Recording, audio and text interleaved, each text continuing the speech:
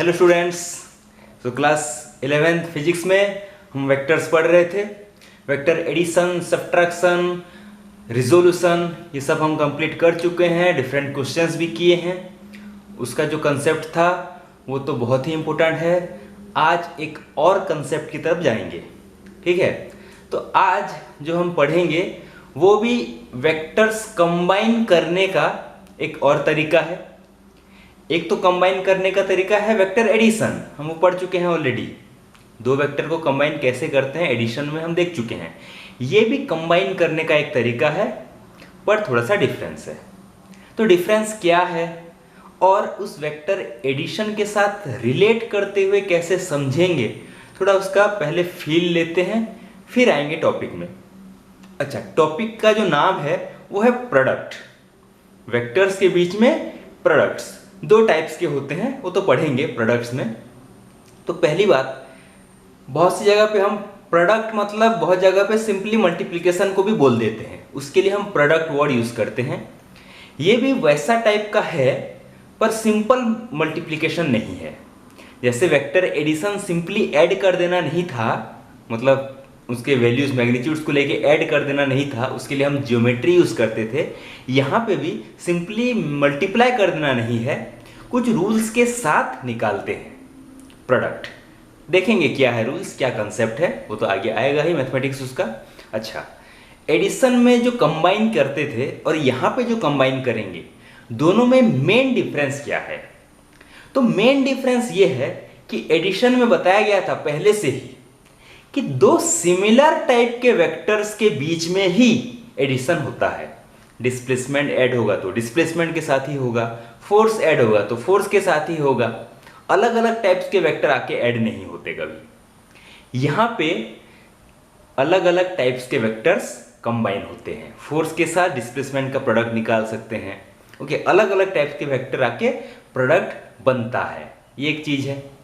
वहां पे vector addition में फाइनली हमें एक वेक्टर ही मिलता था। यहां पे देखेंगे एक टाइप के प्रोडक्ट में हमें वेक्टर मिलता है, एक टाइप के प्रोडक्ट में हमें स्केलर मिल जाता है। देखेंगे वो चीज, ठीक है। तो ये ऐसे ही कुछ बातें हैं, कंबाइन करने का एक और तरीका है, पर वेक्टर एडिशन से पूरी तरह से डिफरेंट है। डेफिनेशन देखेंगे क्या कहता है क्या चीज, मैथमेटिकल आइडिया लेंगे, उसका फील आ जाएगा। ओके, क्या हमें निकालना रहता है और फिजिकल सिग्निफिकेंस क्या है, प्रैक्टिकली कहाँ कहाँ पे यूज करते हैं इसको, वो भी थोड़ा सा डिस्कस करेंगे। फर्दर चैप्टर्स में तो ये कहीं ना कहीं तो फिर से यूज होता ही रहेगा, जैसे एडिशन यूज होगा बताया गया था। प्रोडक्ट भी जो सीखेंगे ये बहुत से चैप्टर्स में यूज होता ही रहता है, ठीक है। तो इसका जानते हैं डेफिनेशन क्या है, उसी के अकॉर्डिंग इसको समझते हैं। तो हेडिंग देंगे पहले, dot product, see this, dot product of two vectors, और उसका और एक नाम है scalar product. Dot product of two vectors, दूसरा नाम है उसका स्केलर प्रोडक्ट, ठीक है। ये बात यहां पे उसका मैथमेटिकल डेफिनेशन ही रहता है, लिखा गया है, नोट कर देंगे। तो अगर दो ठो वेक्टर्स हैं, वेक्टर ए और वेक्टर बी, दोनों के बीच में एंगल है थीटा, तो इन दोनों का डॉट प्रोडक्ट, उसका मीनिंग होता है कि हम इनके मैग्नीट्यूड्स का प्रोडक्ट करेंगे, दैट मींस मल्टीप्लाई करेंगे। किसके साथ? दोनों मैग्नीट्यूड को मल्टीप्लाई करेंगे, और किसको? दोनों के बीच में जो एंगल है उसके कोसाइन को, मतलब ए का मैग्नीट्यूड इंटू बी का magnitude into cos theta. Okay, वो जो मिलेगा उसको हम डॉट प्रोडक्ट कहते हैं। See this, A dot B, ऐसे लिखते हैं इसको, vector A dot vector B, A का मैग्नीट्यूड इंटू बी का magnitude into cos theta, theta is the angle between A and B, into cos theta. तो finally क्या मिला हमें? A B cos theta. ये है डॉट प्रोडक्ट, ऐसे ही निकालते हैं, मैथमेटिकल डेफिनेशन इसका।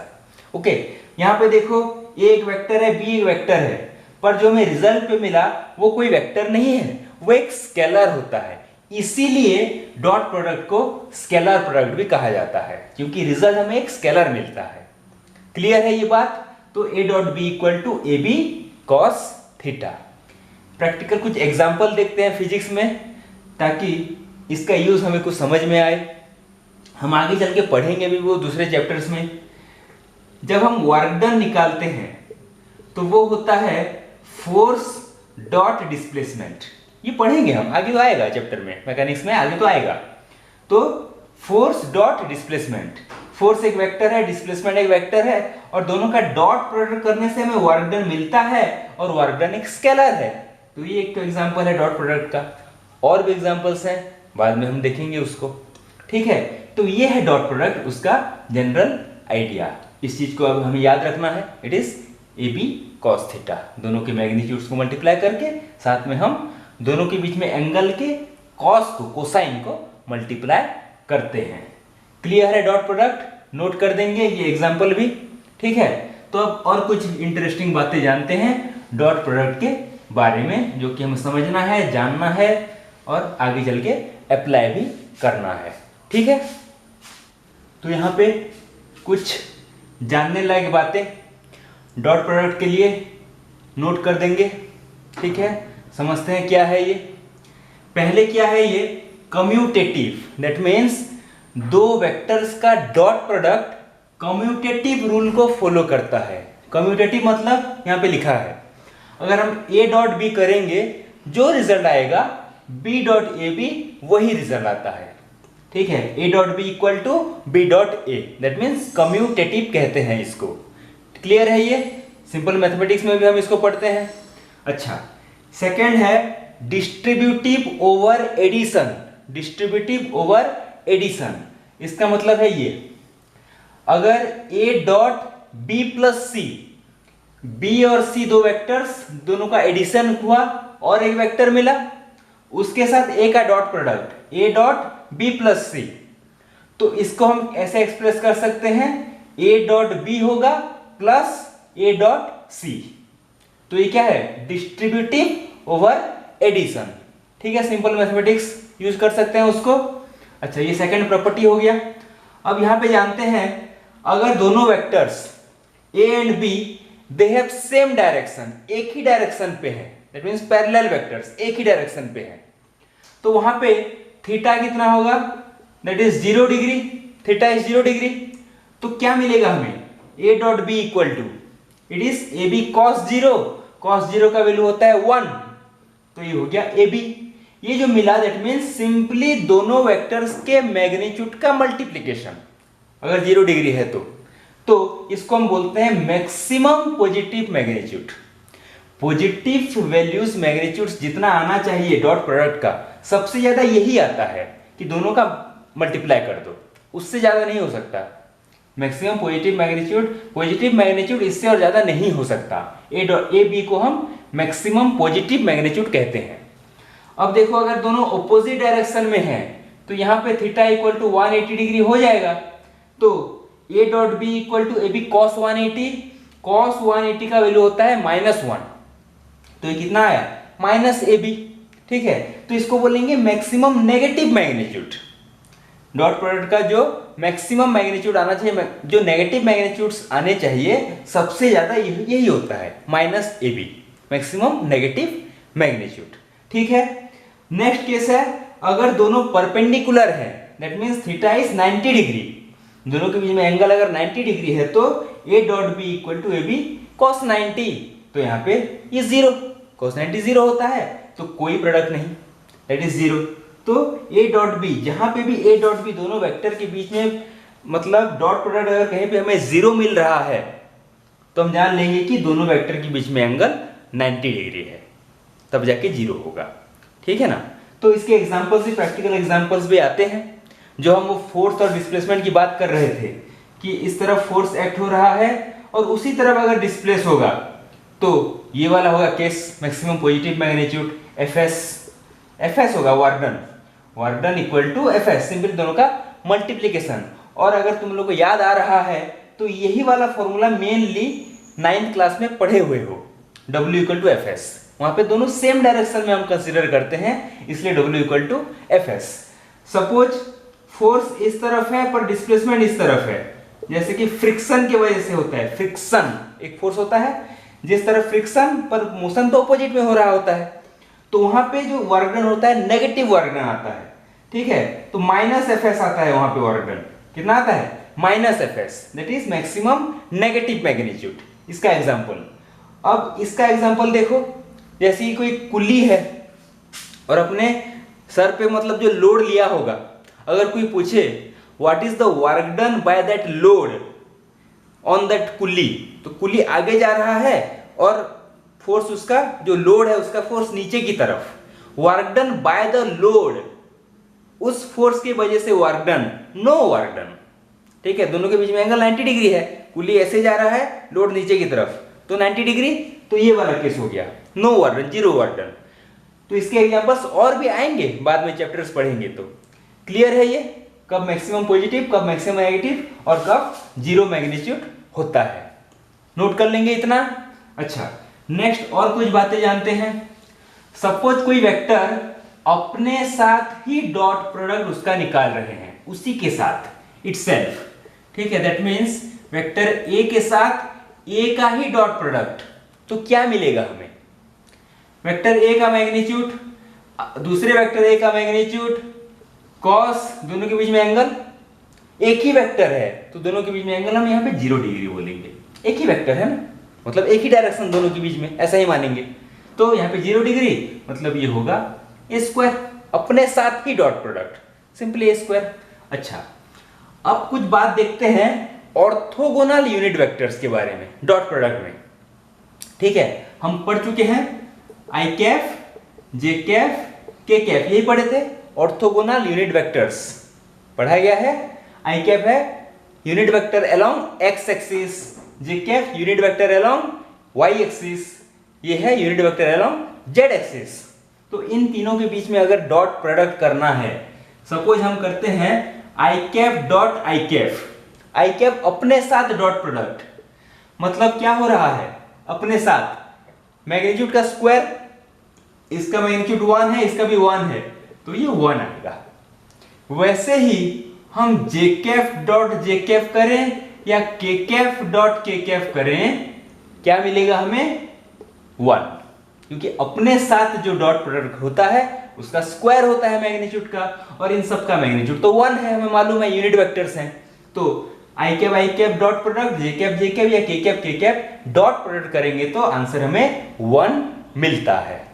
ठीक है, अब देखो कोई भी unit vector, orthogonal unit vector किसी और के साथ अगर डॉट प्रोडक्ट होगा तो आई कैप डॉट जे कैप करो, या फिर जे कैप डॉट के कैप, या फिर के कैप डॉट आई कैप, कोई दूसरे के साथ अगर डॉट प्रोडक्ट होता है तो ये क्या होगा? देखो यहां पे कौन सा वाला केस है, दोनों वेक्टर के बीच में एंगल 90 डिग्री वाला है। अब तीनों एक्सिस के बीच में एंगल 90 डिग्री होता है, तो आई कैप, जे कैप, के कैप आपस में म्यूचुअली परपेंडिकुलर हैं, तो ये सभी 0 होंगे। वही तो केस मिला था हमें, cos 90 0, ठीक है ना। तो कोई भी unit vector, orthogonal unit vector किसी और ऑर्थोगोनल यूनिट वेक्टर के साथ अगर डॉट प्रोडक्ट होता है तो हमें आंसर 0 मिलता है। ये बहुत इंपॉर्टेंट है, ये दोनों जान लेंगे, इसको ठीक से नोट कर लेंगे। ठीक है, अच्छा, तो इसी को यूज करके अब हम पढ़ते हैं dot product in rectangular component form. ठीक है, इन रेक्टेंगुलर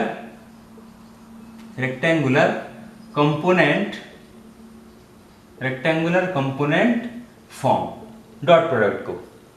दो वेक्टर्स हैं हमारे पास, सपोज एक है वेक्टर ए, ठीक से देखेंगे समझेंगे, एक है वेक्टर ए, इसका रेक्टेंगुलर फॉर्म क्या हो सकता है? हम कुछ ऐसा पढ़े थे, ax i Kaif plus ay j Kaif plus az k Kaif, ऐसा ही तो पढ़े थे ना रेक्टेंगुलर फॉर्म, तीनों की तरफ एक एक कंपोनेंट x y z की तरफ, ऐसा ही था। अच्छा, एक और वेक्टर है वेक्टर b, तो इसका फॉर्म क्या होगा? bx i Kaif plus by j Kaif plus bz k Kaif, यही होगा रेक्टेंगुलर फॉर्म। अब हमें क्या करना है? a डॉट b करना है, यही तो है हमारा एम। मतलब इन दोनों को डॉट प्रोडक्ट लिख देते हैं पूरा, ax i Kaif plus ay j Kaif plus az k Kaif. ठीक है, इसका डॉट प्रोडक्ट होगा bx i Kaif plus by j Kaif plus bz k Kaif. Clear है? यही करना है हमें, दैट इज इक्वल टू, अब हम पढ़ चुके हैं डिस्ट्रीब्यूटिव ओवर एडिशन, यहाँ पे यूज कर सकते हैं उस चीज को, ये सभी तो वेक्टर्स हैं एक एक। तो पहले क्या करेंगे, ax i cap co dot product करेंगे इस पूरे के साथ bx i cap plus by j cap plus bz k cap, ठीक है ये, प्लस अब ay j कैप को उस पूरे के साथ dot product bx i cap plus by j cap plus bz k cap, ठीक है, प्लस अब az k कैप को उस पूरे के साथ bx i cap plus by j cap plus bz k cap, ठीक है, distributive over addition that is equal to, अब देखो ठीक से, फिर से वही डिस्ट्रीब्यूटिव ओवर एडिशन, ये इंडिविजुअली सभी के साथ प्रोडक्ट होगा। तो ठीक से देखना, ax i cap bx i cap के साथ क्या होगा, ax bx तो मैग्नीट्यूड्स हैं, सिंपली मल्टीप्लाई होंगे, वही तो होता है ना, पर i cap dot i cap क्या होता है, 1, अभी पढ़े हैं, ax i cap bx i cap दोनों का प्रोडक्ट ax bx दोनों तो मल्टीप्लाई होंगे, i cap dot i cap 1 होता है, तो हमें क्या मिलेगा, ax bx मिलेगा।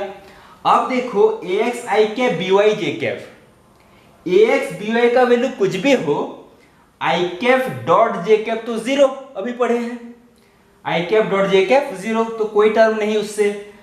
फिर थर्ड वाले में i cap dot k cap फिर से 0, ax bz कुछ भी हो, ये भी टर्म नहीं आएगा, तो बस यही टर्म आएगा यहां से। दूसरे से देखते हैं, plus ay j cap bx i cap, j और i फिर से 0, j और j ये आएगा, तो हम लिखेंगे ay by, यही होगा ना, j और j 1 हो गया product, ay j cap bz k cap फिर से 0, j और k के बीच में, तो बस यही टर्म आएगा।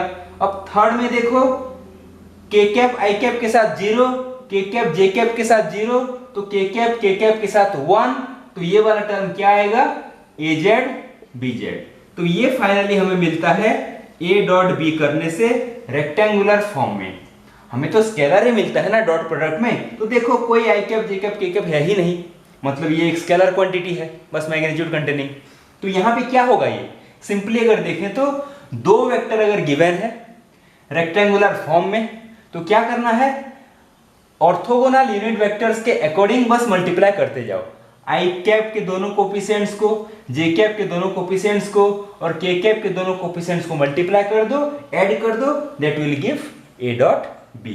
ये है रेक्टेंगुलर फॉर्म में डॉट प्रोडक्ट, नोट कर देंगे ठीक से इसको समझ के, क्लियर है। इसी से रिलेटेड एक क्वेश्चन करते हैं, तो शायद कुछ और फील आए हमें। सपोज हमारे पास दो वेक्टर्स हैं,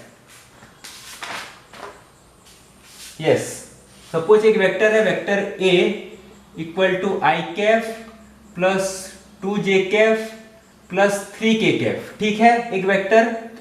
दूसरा वेक्टर है हमारे पास, here it is 2i cap minus j cap, ठीक है, दो वेक्टर हो गए, एक हो गया i cap plus 2j cap plus 3k cap, एक हो गया 2i cap minus j cap. यहां पे क्वेश्चन ये दिया है, prove that a and b these two vectors are perpendicular to each other। ये प्रूफ करना है हमें कि ये दोनों वेक्टर के बीच में एंगल 90 डिग्री है। हम एक पढ़ चुके हैं प्रॉपर्टी कि अगर दो वेक्टर के बीच में एंगल 90 डिग्री है तो दोनों का डॉट प्रोडक्ट क्या होता है, 0 होता है। तो रेक्टेंगुलर फॉर्म में दिया है, तो चेक करके देखते हैं, अगर दोनों का डॉट प्रोडक्ट 0 मिल गया तो ये प्रूफ हो गया, ठीक है।